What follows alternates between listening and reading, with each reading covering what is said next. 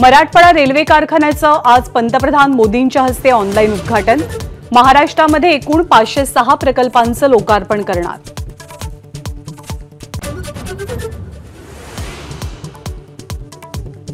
महाराष्ट्रातून आणखी 3 वंदे भारत एक्सप्रेस सुरू होणार। मुंबई अहमदाबाद, पुणे बडोदा आणि पुणे सिकंदराबाद या मार्गांवरती धावणार वंदे भारत। मुंबईतील भुयारी मेट्रोच्या पहिल्या टप्प्याची चाचणी लांबली। आचारसंहितेपूर्वी उद्घाटनाची शक्यताही मावळली। आरे ते बीकेसी पहिल्या टप्प्याची चाचणी सुरू।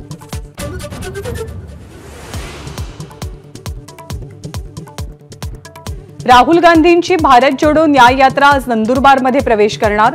17 मार्चला मुंबईतल्या शिवाजी पार्कमध्ये समारोप।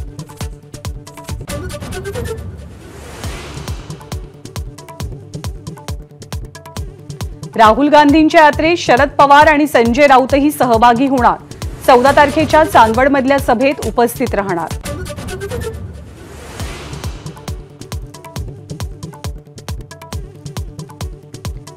उद्धव ठाकरे आज यवतमाळ दौऱ्यावर, राळेगाव आणि पुसदमध्ये घेणार सभा।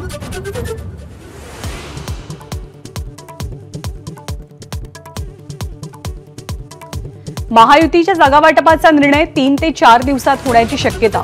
1-2 दिवसात शिंदे, फडणवीस आणि अजित पवार अमित शहांना भेटणार।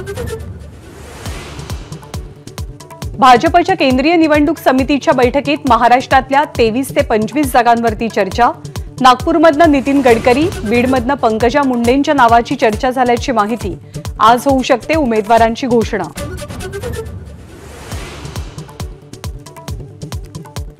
पुणे मनसेमधील धुसफूस पुन्हा एकदा चव्हाट्यावर। माजी गटनेते वसंत मोरे यांची पोस्ट व्हायरल।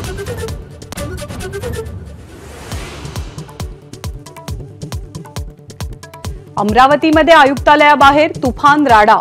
पांढरी खानमपूरच्या प्रवेशद्वाराच्या मुद्द्यावरनं जमावाची पोलिसांवरती दगडफेक, पोलिसांकडनं लाठीचार्ज।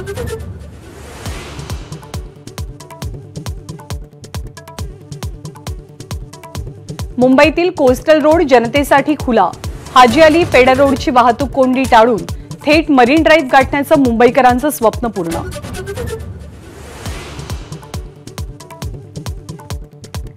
यशवंतराव चव्हाण यांची आज 111वी जयंती। कराडमधल्या प्रीती संगमावरती अजित पवारांनी वाहिली आदरांजली।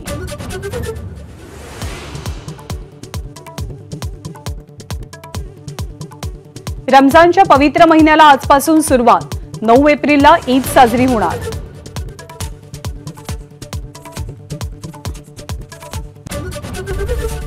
एबीपी माझा, उघडा डोळे बघा नीट।